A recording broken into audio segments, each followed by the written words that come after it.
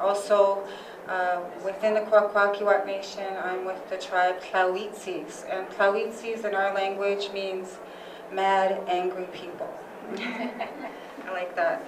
So, and the proper way to say my name in our language, again, is Kanadi, but I spelt my name Gunargie, G-U-N-A-R-G-I-E.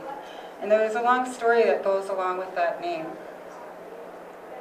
It all started when I was born. I was left in the care of my aunties and uncles and taken to a small remote reserve called Kincum Inlet. I stayed there until I was 4, was apprehended by the ministry, and then I went to Alert Bay, which is where I was placed in a receiving home for foster children. And a receiving home is a place where you can go and stay until you're about 5 years old. And when I reached 5 years old, I went to St. Michael's Residential School. After that, I was adopted at the age of 7 by Kathleen O'Sullivan and Jerry O'Sullivan, and that's where I got the name O'Sullivan. Now, Kathleen O'Sullivan worked on a cruise ship. She owned a gift shop on a cruise ship that traveled up and down the coast to Alaska.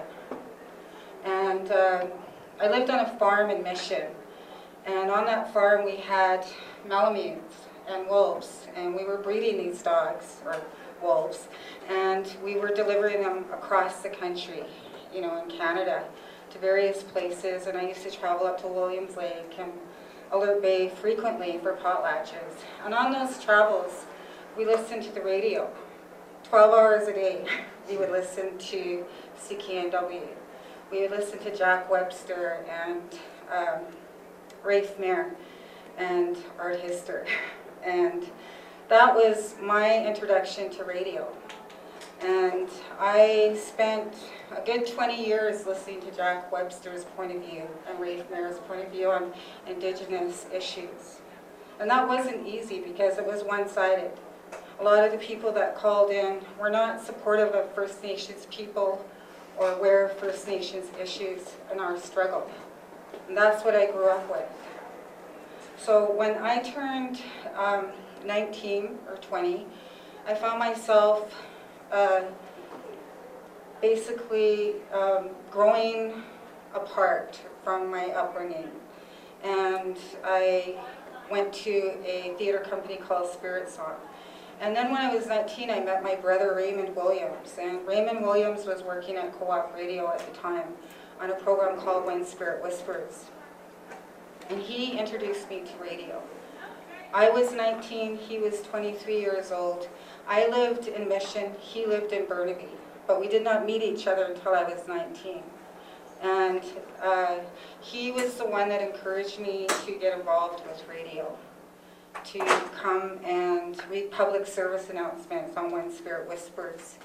And I found that the people that were on those particular programs at the time, Raymond Williams, Panichi, a lady named Carrie Charnley, and there was a few other people like Lionel Brown, Eric Gray, and a woman by the name of Squawkum, Doreen Squawkum from Klahaya FM. Those were the programs at Co-op Radio, but I found them really radical compared to my own upbringing, because I was used to Jack Webster's point of view and Rafe Mayer's point of view, and to me, the Aboriginal point of view was really quite scary, and it was against everything I had ever known. So it took me a long time to create a comfort zone for myself as a programmer. It took me a couple of years actually to get past the public service announcements and announcing music by John Trudell and Robbie Robertson and Buffy St. Marie and Redbone. That was the extent of what I knew. That's all I knew. I didn't know a lot, and what I have, the knowledge that I have gained has been through my programming at the station. That's how I've gained my education. I didn't go to a university, or I don't have a master's, in journalism or anything like that. But what I have learned is our point of view, and that it's valid, and that we have a right and a responsibility to express ourselves. And I thank God for community radio and campus radio, because without that I would know nothing.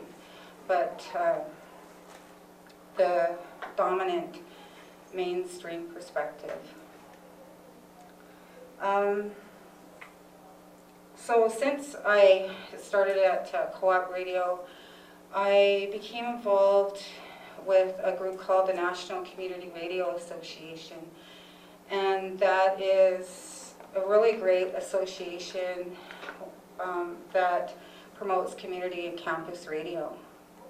And from that, I was able to develop other shows like The Speaker and Snow Wild, and those programs are language and cultural programs because there is a need for us as First Nations people to rebuild our pride in our language and our culture, and to inform ourselves about our rights again and our responsibilities through language, something that we can't do without language and culture.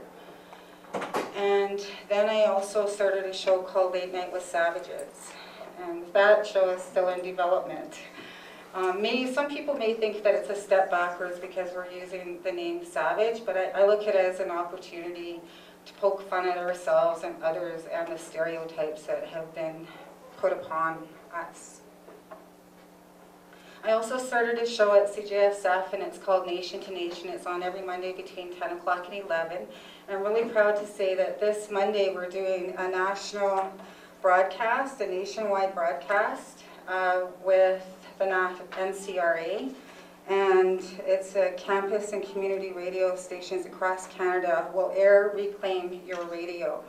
It's a special day-long broadcast celebrating the 25th anniversary of the National Community Radio Association, the launch to reserve frequencies for campus and community radio stations, and the 11th annual Media Democracy Day. It starts at 12 o'clock Eastern Time to 8 p.m. on Monday the 14th. You want to be sure to tune in.